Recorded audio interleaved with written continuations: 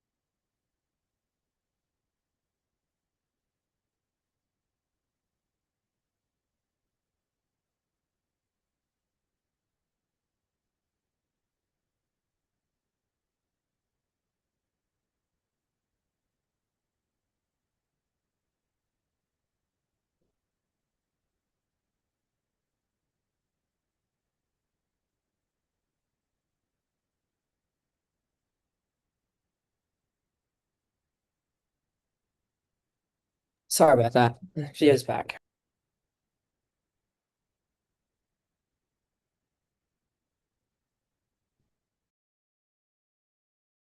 Do you guys want some introductions?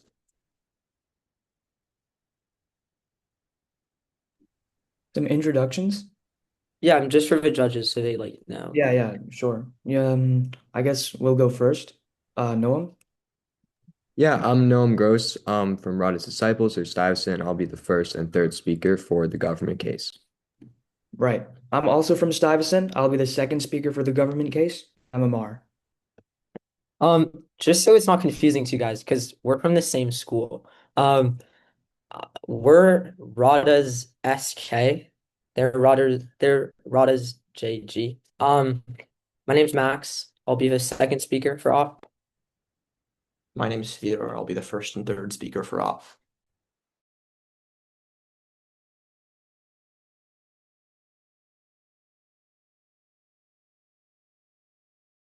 Just for clarification, which motion are you debating?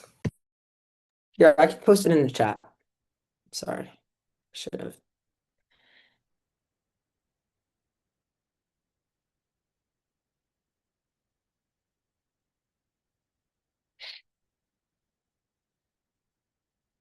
Okay, cool. I mean, if everyone's ready, I could begin. Yeah, please. Yeah, that's one of the judges. So if we're all ready, yes? Yes. Okay. All right, great. So I have 7 minutes and 30 seconds. I can time myself. I'll start in a sec. Okay, so hello, Judge. My name is Noam Gross. I'm the first and third speaker for the government case, and my time is going to start now. So, first of all, we're going to define this house as rational debaters. It's mentioned in the motion that it's, debaters, but I think rational seems fitting. The framework is going to be net benefits to the debate overall. So, this means net benefits to both sides, to the judges, to the spectators, to the spirit of the debate. That is what we want the best outcome for. And we don't really think there are any important definitions, so we're just going to go into our first contention, which is allowing debaters to see judge paradigms effectively goes against the spirit of debate itself.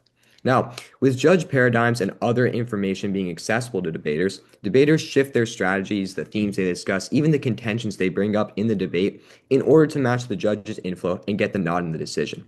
Now, why is this bad? Debate is meant to be a competition like any other. Think about professional sports such as chess or football. In these sports, we try to limit the factors that can influence the outcome of one game versus another in order to make the objective decision of who is best as accurate as possible. If each debater is altering their argument to fit the judge for the round, then that means that a team that could overall be worse than another would still end up winning because they focus on the paradigm Oh, more I than the other team. No, thank you. This means that the team that is overall worse at debate would win this specific round being judged by this specific judge, but would not win another round being judged by a judge with a different paradigm. What are the impacts of this? First of all, winning a round of debate becomes much less meaningful, as while you may have not been more convincing to the general populace, which is the purpose of parliamentary debate, you have been more convincing to this one specific judge. This then takes away from the spirit of the debate and the idea that the best team should win every round. I think we can all agree that the best team should always win every round, but this subtracts from that idea. Now, Judge, our opponents will probably argue that the purpose of the debate is to convince the judge, meaning that there's no problem with judge paradigms because the best team is objectively the one that convinced this one single judge. However, this is an incorrect oversimplification because while yes, the winner of a parliamentary debate round is technically the team that convinced the judge, in a perfect world, the winner of a round would be the team that convinced the most number of people, meaning that they objectively had the best argument. This is the reason that in higher level debate competitions, we have more judges. For example, yesterday we all have one judge, but in this round we all have three because we've all broken, right? With three judges, the decisions that come will be more objective. This proves why we shouldn't focus on what a single judge thinks, but what a mass amount of people think so that we can have the most objective decision possible on who won. Now, in op world, we create a culture of toxicity where people stray away from the meaning of debate. They make a case that you can, sorry, people stray away from the meaning of debate, making a case that you could persuade anybody to vote for your side. And we lean into a purely win-focused culture where debaters go out of their way to appease a single person instead of convincing the most number of people with the most precise and accurate argument. Now, just as a little subpoint, yesterday my partner and I could not access the tab room directly, and we had to ask the moderators of the debate for our pairings. This meant that we could not see the judge paradigms, meaning that we were objectively at a disadvantage yesterday. While we still broke, this displays a specific situation where judge paradigms and the issue of accessibility takes away from the spirit of equality and fair competition, which I think we can all agree should be present in every single debate round. Now, on to our second contention. This is on overfixation. Now, Judge, this is a very common issue in debate that I've seen happen over and over again. One example is a case where me and my partner had a judge with a paradigm explaining how they really value real-world examples to back up claims rather than, pure logic or any kind of speculation. Both teams proceeded to use tons of examples throughout the round because we hyperfixated on doing what the judge likes. Overfixation like this led to a round with a very narrow scope, and after sharing the round's flow with, to people other than the said judge, people were asking us why weren't we more broad with our entire case, and why are we focused on specific details so much? What is the moral of the story here? Well, as debaters, we need to consider multiple perspectives. That's the idea that's best for the debate overall. We shouldn't be boxed in this idea of trying to appease one person's mind, right? Especially in rounds like these with multiple judges, overfixation can hurt more than help. It causes narrow-minded debates, and pragmatically, it doesn't make sense to try and make a convincing case when you're really focusing on what just a few people want to hear. Judges, when we're focusing on just when we're only focusing on appeasing a few set number of people, that's not convincing a case. It's just a way to win instead of prioritizing the way the debate is meant to be done, which is, of course, giving the best arguments to appease the most number of people. Judges, I think we know that judges are meant to represent a population of people, right? As in, you get one judge and they decide who won.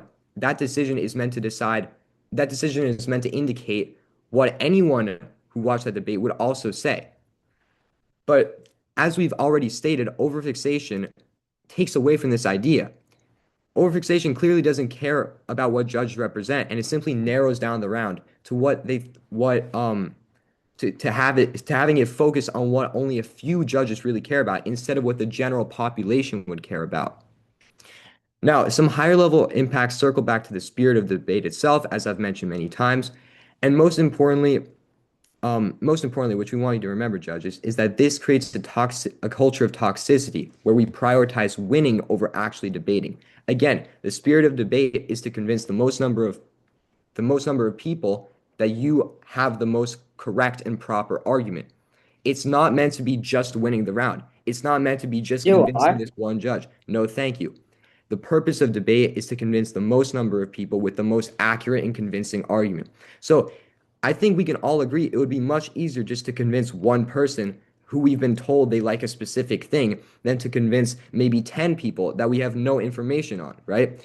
Again, think about any metrics in society where we're trying to make an objective decision. The more people deciding, the better. In a jury, we have 12 people. We don't have one person, and the lawyers don't have access to what this one person wants. We have 12 people where we try to limit the factors that could influence their decision. Having judge paradigms accessible to all debaters takes away from the spirit of debate because we have debaters only focusing on what the judge likes. This is only one person. We have to remember that we're trying to convince the most number of people possible. And with that, I have 30 seconds left. I will give the rest of my time. Thank you.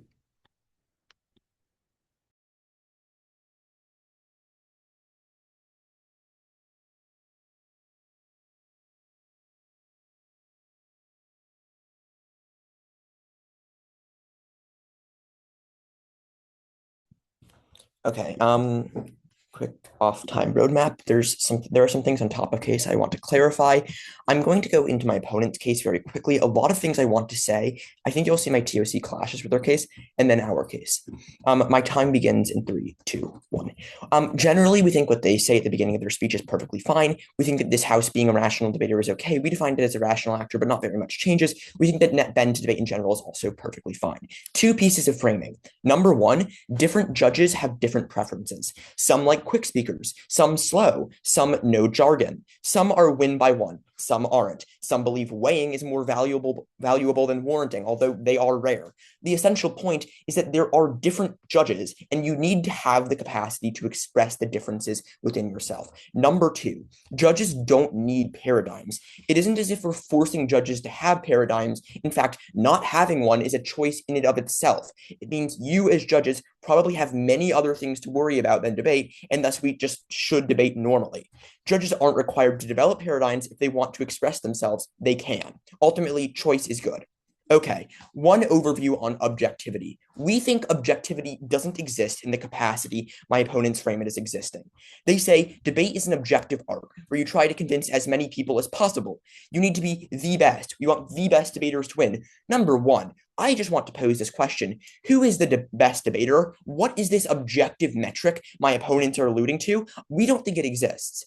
Their case is predicated on the beauty of objectivity. But what is it at all? Should we abandon rhetoric in place of pure argumentation because it violates the spirit of debate? What is the spirit of debate? The defining factor is the judge. The judge encompasses what debate is, because here's the key: debate isn't real. Debate doesn't actively change anything in the world. Debate is the art of convincing. It's not as if anything we do has the far-reaching impact that they say it does. The only impact is the ability to be convincing. In life, understanding people's preferences and trying to cater to them isn't a bad thing. Just think about Spanish. There's usted and tú. There's an usted and a tú, the formal and informal. Saying the same for your teacher and friend is just an enormous problem. What is the spirit of debate? Once again, it isn't an objective art like soccer where you're kicking a ball into a goal. You can't measure this in at all objective capacity. It is subjective. It is intrinsically subjective because you are appealing to subjective actors. Anyway, I think the majority of my opponent's characterizations are like just wrong in entirety, and it's like the primary reason that their contentions can't flow through. But here are specific refutations. Their first contention is that judge paradigms violate the spirit of debate. I've already explained to you why their characterization of the spirit of debate is wrong, but they also say you need to appeal to as many people as possible. Judges, can I ask you, what do you think the practical applications of debate are? Do you think that debate exists only to influence as many people as possible? Admittedly, the majority of people aren't going to be politicians. The majority of people are just going to use debate in their daily life. They're going to try to influence their coworkers, their family members, their friends. And in essence, the issue that my opponents fail to recognize is that most people are not using debate to convince as many people as possible, but rather to learn to cater to specific people with specific interests. Removing paradigms from debate violates the spirit of debate. It's entirely counter to their entire argumentation, so much so that this flows to our side. My opponents are arguing against specification on the basis of individualism, which is to say that they say you should act as if every person is a black blob of goo who thinks in the same exact way. That is how you debate. Humans are humans. We need to characterize them as such. Humans are humans. I can't say this enough. Their second contention is on hyperfixation. We don't think this is a unique problem. I'm going to explain this during my first contention. So, a couple of things. You, as a debater, without a paradigm, are probably going to stereotype your judges.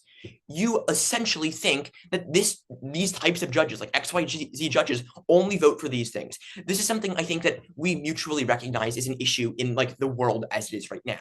Even with paradigms, there is stereotyping. Certain judges we think like aren't as good as others, although all judges are probably equivalently good. And what happens when you don't have paradigms and you don't understand what a judge wants is that stereotypes become worse. If you can't understand a specific type of judge and you always lose when they're judging you, you just begin to despise them and you hyperfixate on arbitrary things. We think this idea of hyperfixation is non-unique because stereotyping is a problem when you don't know what judges want. In essence, my opponents are arguing for ChatGPT. They're arguing for tools that try to cater to as many people as possible without consideration of specificity.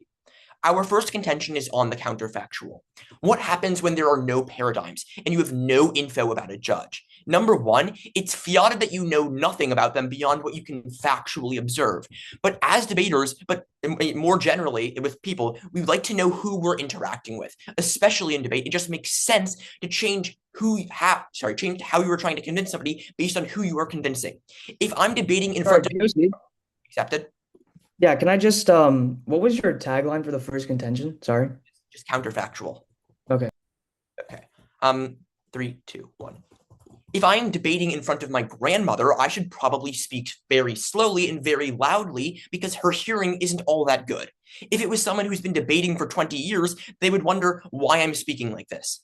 This just makes sense. But what happens when you know nothing? It's more likely that you stereotype. I already give you this warning, but if you know nothing about somebody, you probably stereotype because you just are ignorant. It makes a lot of sense. That's where stereotypes come from. If you don't know things about people, you try to like characterize them as an amalgam of characteristics. This is a bad thing. It means hyperfixation is more rampant and people actually begin to despise certain judges.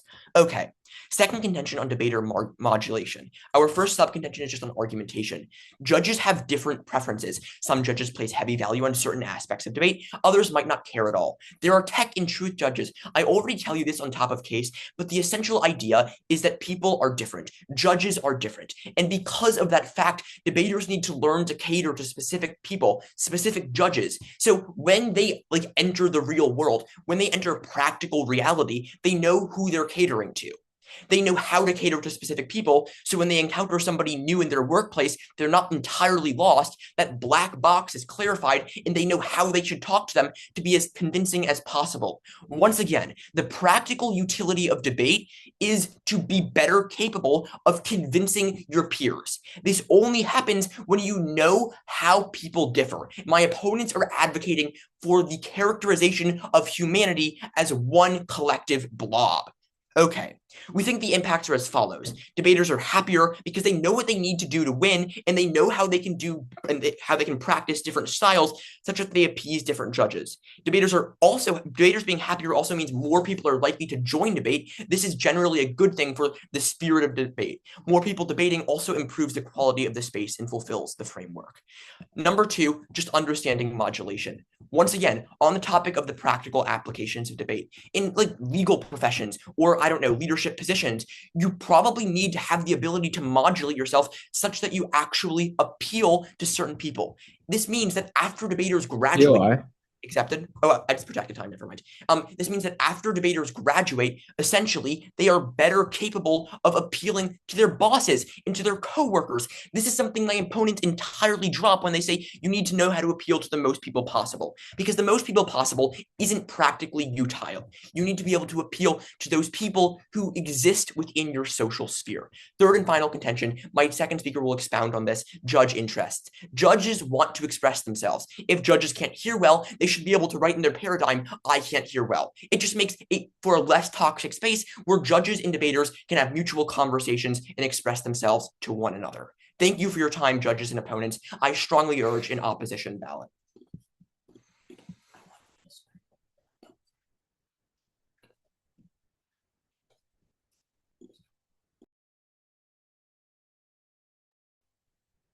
All right. Let me just set up my timer here. Okay. Yeah. Okay, I'm giving myself, 8 minutes and 30 seconds for grace. And my name's Amar, second speaker on the government side. And my time starts now. Okay, judges. Before I go into refutations here, I want to spend some time on what actually matters in this debate, right?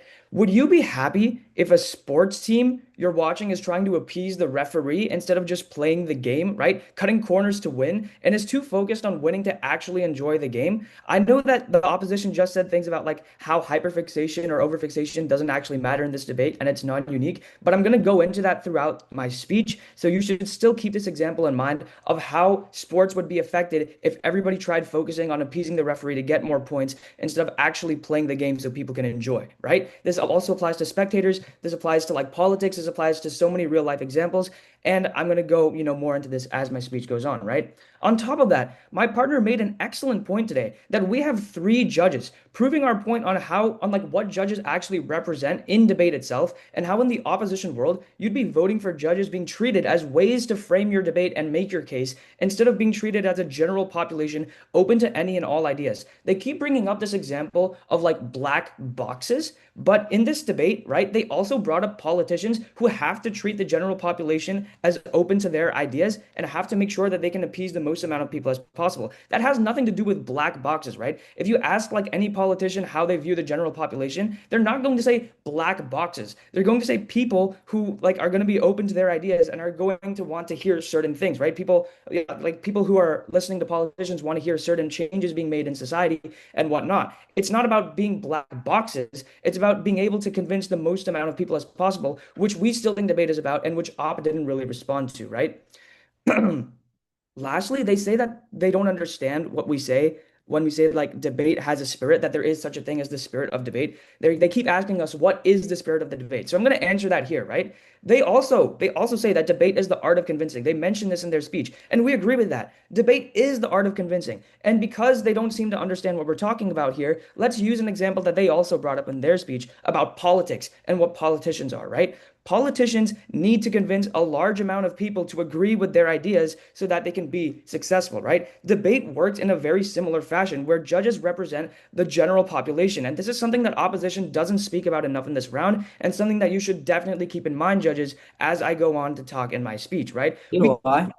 No, thank you. I might take it at the end. Sure. Okay. So this is just these 3 points here, right? Like these three main things I said are something that you should definitely consider as I go throughout like my speech here. So, first I'm going to go into their case, right? And then I'm going to move on to some defense. So, key rebuttals to their case. On politicians, I kind of already talked about this, but they're a good example to use in this debate, and I'm going to use them as ways to rebut their case, right? They applied this in contention one. They applied this example of a grandma to judging, right? And how we need to know, like, these things, right? That, like, a grandma might be hard of hearing or something like that. But this doesn't actually answer the questions that we pose in our case about how paradigms are being used to win instead of to actually, just go throughout the debate normally, right? Hearing is something, yes, you can write in a paradigm, but it's also a general piece of information that's good to know so that you know that the judge can actually understand what you're saying, right? If you had a politician that had a population in front of them that was somehow hard of hearing, like every single person was hard of hearing,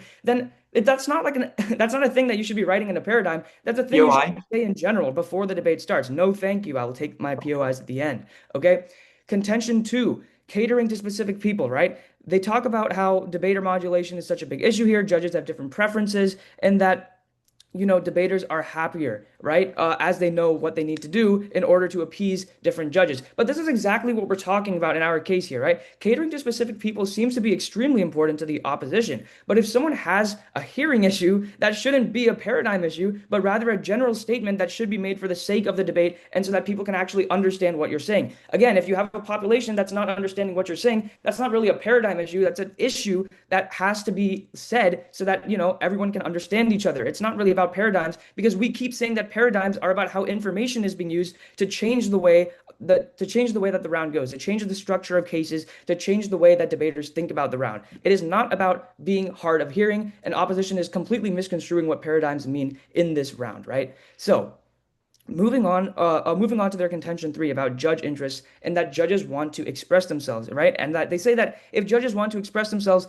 they should be given the chance to do so. But paradigms aren't exactly about expressing themselves. Usually, if we like just look at some case examples here, I've seen most judge paradigms being used to say like, hey, I think that you need to be more like I think that you should be more organized in this round. Like this is the way that I would be able to, understand the round.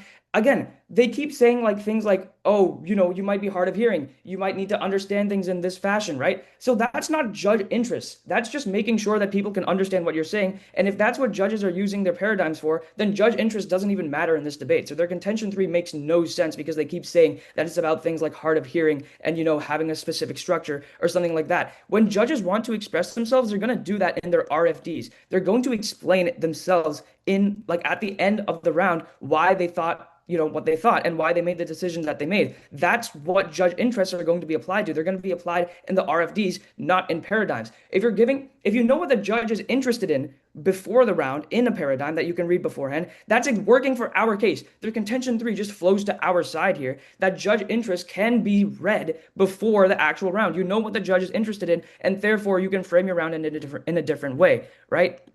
So, moving on to what they said about our case, right? They kind of rebut what we're saying here when they say that like we're characterizing the spirit of debate wrong. I already answered that. They're asking questions like what are the practical actions of debate, yet they bring up politicians, which is literally a practical, application of debate and how paradigms and how convincing people are being used in real life. So they're kind of, again, I don't know, just answering themselves here. And they're asking us questions like, is debate meant to influence the most amount of people as possible? And yes, we have already made the case that judges are representations of the general population. Look at what's happening here. We have 3 judges today instead of 1. POI? We haven't even talked about this. Sure, what's your POI? Okay, would you advocate for a judge who's just like a mean representation of the population?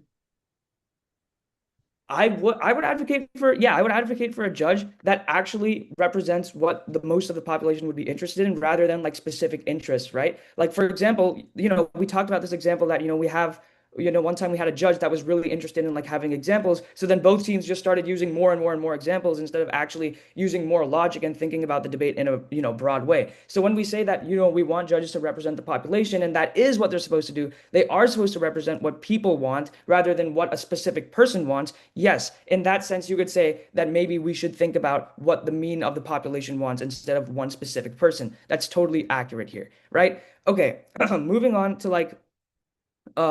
to more defense here, right? They say some more stuff about our case. They say that as a debater without a paradigm, you're kind of going to stereotype your judge and you're going to make assumptions about them that are going to be inaccurate. And we can all recognize this in an issue as an issue in our world right now. Now, this is a totally non-unique point, right? Even with paradigms, first of all, not all judges have paradigms. So stereotyping is going to happen either way, right? And they also say that this makes stereotypes become worse. That's not necessarily true. Paradigms aren't going to have like every single detail about your judge. So paradigms aren't necessarily going to stop stereotyping from happening or prevent like more stereotyping from happening. That makes no sense, and it's a total wash, like totally irrelevant point in this case, right? And then they even say that you're going to begin to hyperfixate and despise on like some kind of judge if you don't know enough stuff about them, right? Now that also makes no sense in this debate. Like, why would you hyperfixate on a judge just because you don't know enough about them? They say that you're going to go down this spiral of making more and more stereotypes and general assumptions so that you can understand your judge better without a paradigm, but they don't really warrant this out, so it makes no sense. This rebuttal should not even be thought about right in this debate. So, moving on with the time that I have left. Oh, okay. I have like a bit of grace period, so I want to say that judges, on a quick world by world comparison, we are looking at a world where people are using paradigms to like win, right? They're using paradigms to win. They're not using it to actually be in the spirit of the debate, and judges have to suffer because of that. Judges have to listen to a round where people are using examples over and over again instead of actual pure logic. But in the government world, we actually have debates that are meant to appease the most amount of people and that can be used in the most practical purposes. Thank you very much, judges. And that's the end of my time here. Okay, thank you. Let's just set a timer and then we'll begin. Um, okay. Hello judges, my name's Max. If everyone is ready, I will start in 3, 2, 1. It's going to be a pretty simple speech. I'm going to go op case. Actually, I'm going to respond to gov, some to C, and then op case. First, I think they might not have seen the second part of the motion. It says, this house prefers a world where debaters do not have access to judge paradigms or other information regarding their judge. Amar comes up and spends 4 minutes and a half talking about only paradigms, saying that the judges can just fill you in on all the other things, that they don't need to use paradigms. This is why they included the second part, which said other information regarding the judge. This very clearly means that you don't know anything about your judge. It would have added caveats that said, no, the judge can tell you some things. No, it says you don't know anything about your judge. I just want that to make that very clear to you. That when they say, no, the judge can just let you know if they're hard of hearing, their side isn't arguing for this. Their side isn't arguing for nuance whatsoever. They're saying straight up that debaters should not have access to any information regarding their judge. This is where we come up with this black box idea.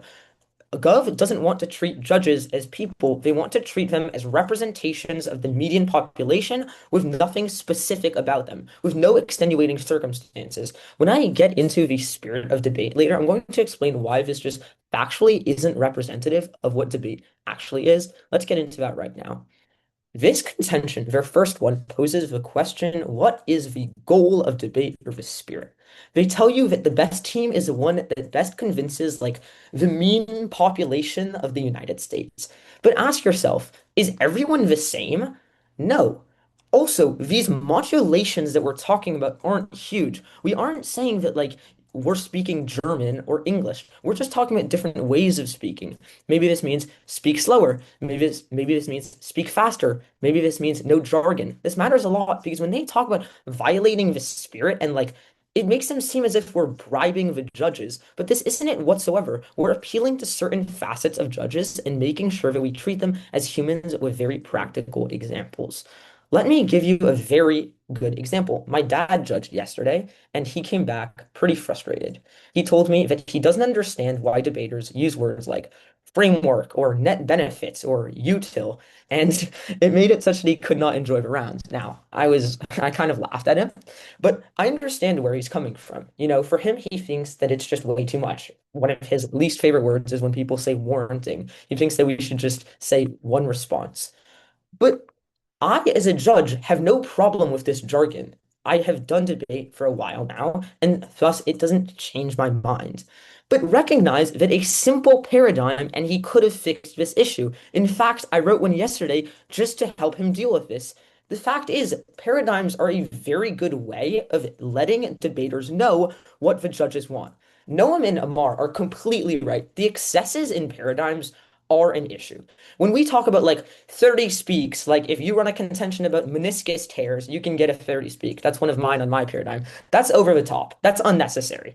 But recognize that there's very fundamental things that can be added within a paradigm, or not even within a paradigm, but just before a round that can let someone know what to do or what not to do.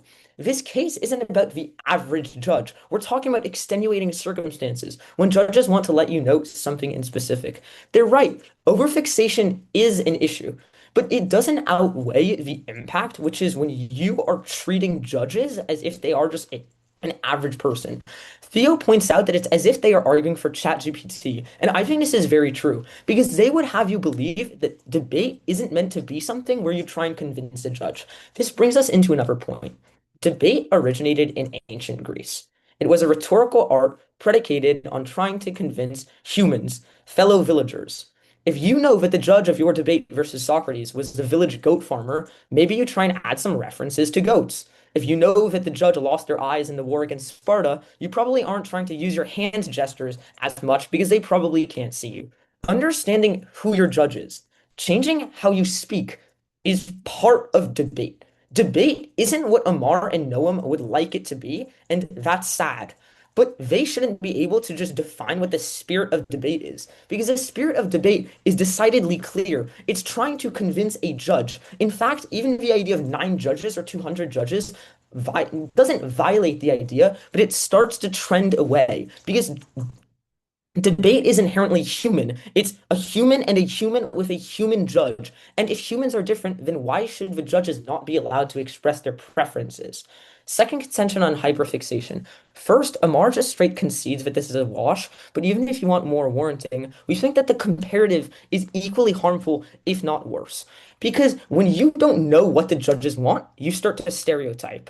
Judges, I don't want to be disrespectful. I'm sure that some of you guys are parent judges, but there is a stereotype within debate that parent judges maybe have certain things. We think that we should speak slower and not use as much jargon. And this is good, I think, generally, because it applies to my dad and it applies to Theo's dad. But maybe a lot of people disagree.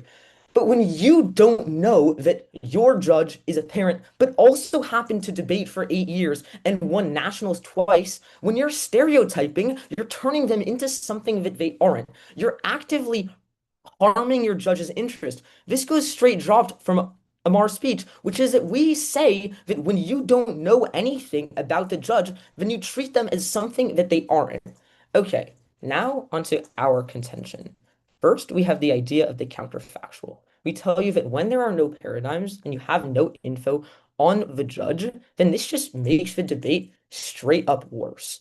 Because what's going to happen is not what they tell you. It's not that you're no longer going to try to appeal to the judge. It's not as if you're going to just focus on complete logic and no longer thinking about who they are. No, you're going to see the judge and you're going to be like, oh, that looks like someone who's never debated before. And then you're going to turn them into something that they aren't. Understand, judges, that when you are doing this, you're actively violating the judges. And this probably just makes them frustrated. Again, look to the grandma example. If you don't know anything about the judge and you start speaking really slowly using super simple words, it's just going to come off as incredibly strange. Judges are going to wonder why you're trying so hard to do all this when they can just have a few simple sentences in their paradigm or just tell you before the round, yeah, maybe it looks like I haven't debated, but actually I won nationals for LD twice in my day, and I'm pretty experienced, then they just let you know how the debate can be constructed. Again, I just want to make it clear. Now we're just getting into some weighing, which is that Amar and Noam's second contention is completely true. There is an issue when debaters tend to hyper-focus. Sometimes they'll say, warranting doesn't really matter for me. It's really weighing that gets me. Then we spend the entire time weighing, and they're right. The second that you get to elims, this becomes a problem. But what they're missing is that in the spirit of debate, understanding who the judge is absolutely what debate is. Understanding how to win the debate is, in fact, what it is meant to be. Saying that this isn't what it is just missing the point of debate. Amar responds in his POI that he would like judges to be a mean representation of the population. This isn't representative of what debate actively is, because you guys aren't representations of the mean population. You, as judges, clearly have differences. You clearly have differences in maybe how you want the debate to be organized. Maybe my younger brother, who's debating right now, actively also has differences in how he wants the debate to be run. This should be representative of how debaters debate. They say in their first speech that debaters shifting strategies is bad. This is where you vote for us. Shifting strategies, as Alex will tell me, is fundamental to what a good debater is. Thank you.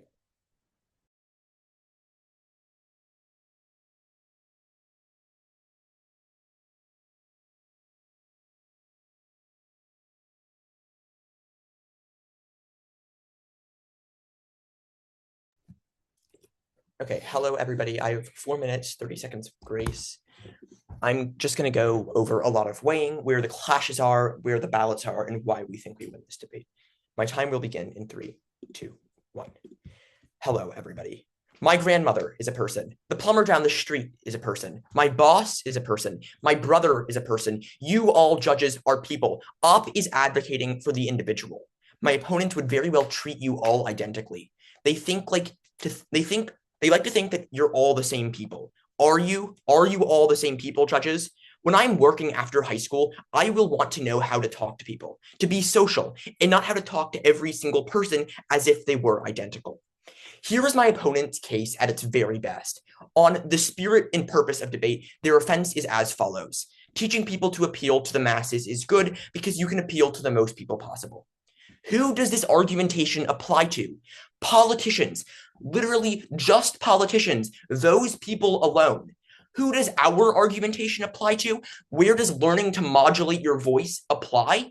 It applies to literally everybody else. It applies to every person with whom you interact, everybody you socialize with, your boss, your coworkers, your family, your friends, the person who lives down the street, your neighbors, literally everybody else. Everybody has preferences. There is a societal imperative to knowing how to talk to specific people. This just doesn't get addressed by the government. They would like you to treat every single person as if they were a blob.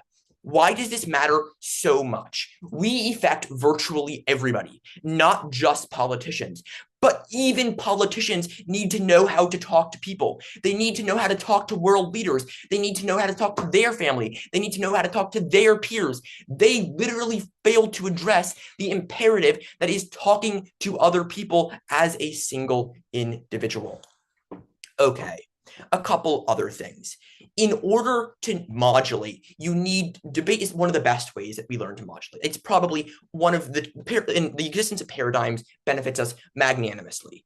Paradigms allow you to understand who people are, and they allow you to ascertain how you need to argue with people or how you need to appeal to them. Here's a little bit of weighing. Why does this matter so much? Because if you don't know how to talk to people, you may well be socially inept. You may not know how to talk to people. You may not be able to get a raise. These practical benefits are things that only apply on upside. My opponent's second argument on hyperfixation. They themselves tell you that this is a wash, but if they try to walk this back, here is why we still win. On stereotyping, they say stereotyping is a mutual issue. And yes, it is. However, stereotyping is worse when you don't know what somebody wants, when you don't know who they are. If you see a person who looks a certain way or who speaks with a bit of an accent and you don't know how to appeal to them, you're just going to automatically think this person fits this neat box that I've created for every other person like them. That's bad. It means judges think you're being a terrible person if you try to speak too simply or anything like that. It also means that you're upset if you lose with consistency. That fuels animosity. It makes you hate specific judges. Is that the environment we want to foster? If we want to maintain the spirit of debate, do we want debaters to hate their judges because they don't know what judges want and because they can't express themselves to one another? Our collapse is on the fact that we win only because if you're speaking too softly in front of a judge who's hard of hearing, you lose. Think about judge interests. Our third contention. This is our most important argument, and it virtually goes unresponded to by the government. If a judge doesn't have the ability to express themselves to a debater, they might not have a pleasurable time judging around. It might be difficult to understand everything, and they might be hated after they give an RFT that the debaters think is poor. We are advocating for the judge. Do we hear our opponents talk about the judge at all? No. My opponents talk about the debaters in the spirit of debate. They don't take into consideration one of the most pertinent parts of debate in general. Spirit of debate doesn't necessarily matter when compared to judges, but spirit of debate is also very clearly a subjective issue. My opponents think it's objective, but debate is subjective. It's learning to talk to people, learning how to convince people. And at the very best, my opponents can wash this argument. But because of the subjectivity, we think that this argument is very clearly also an opposition ballot. Thank you. Okay. If everyone is ready, I will start. I have 5 minutes, 30 seconds. Sorry, again, I'm Noam Gross. I will be the third speaker for the opposition, for the Gov case. And sorry, hang on, let me get this. Okay, and my time starts now. So on to the rebuttals.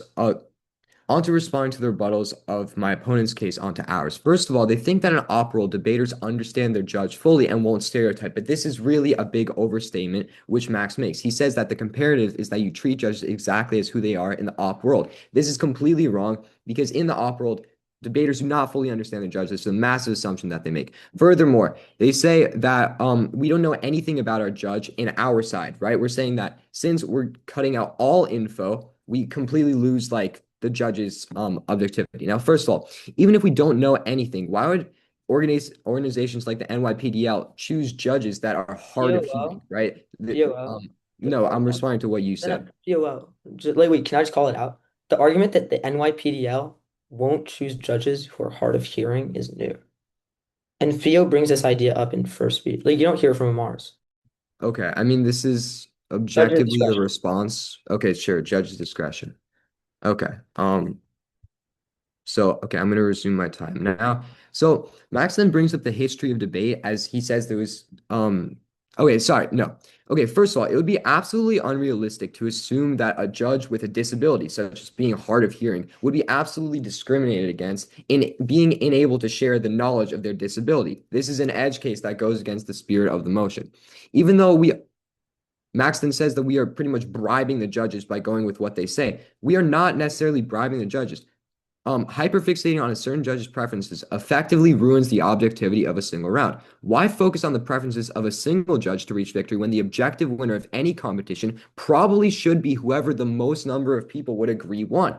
If the objective winner of a debate isn't whoever convinces the most number of people, then why would higher level debate have more judges than lower level? My opponents do not respond to this idea. Max argues that debate should be about convincing a single person, but only gives this example of the origin of debate being from ancient Greece, and he gives absolutely no other warranting. Opp fails to consider that in debate, it's only a side effect that we have to convince a single person. And ideally, it should be about convincing the most number of people. If we could have millions of people judging the bit at each debate, that would objectively be much better for saying whoever won. But obviously, usually we can only get one person. Max then doubles down on the idea of stereotyping, but Amar explains why this is fully non-unique, as realistically, having a paradigm will not fully stop stereotyping. Stereotyping is something that all humans do. Max does not give enough warranting on why stereotyping is going to be massively different in these two worlds. Max then pretty much fully concedes our second contention. He says this words exactly.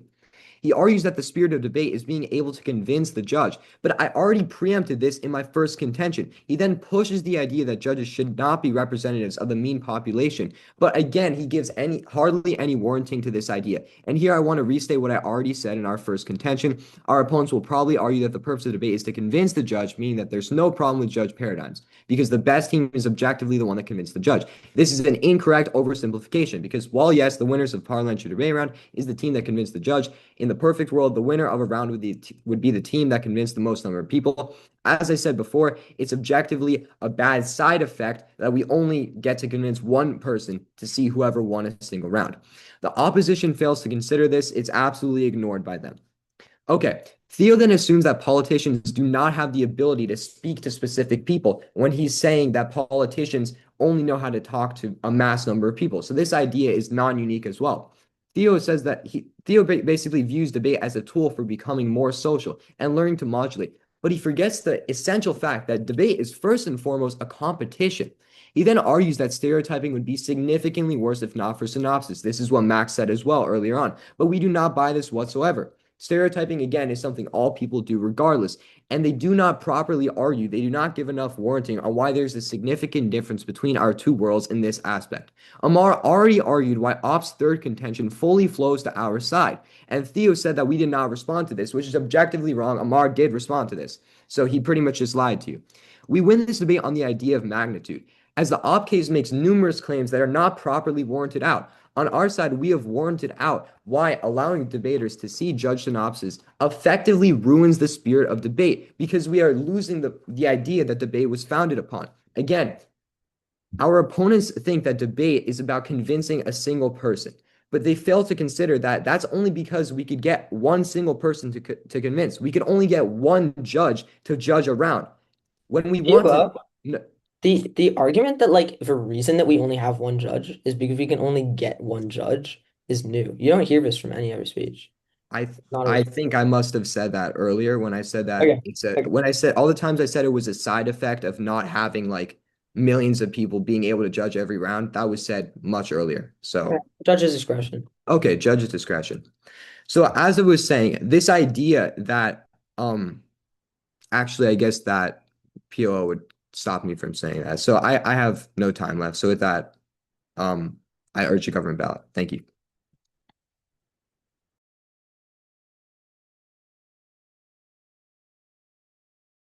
Thank you, judges. Good luck. We'll give you some time.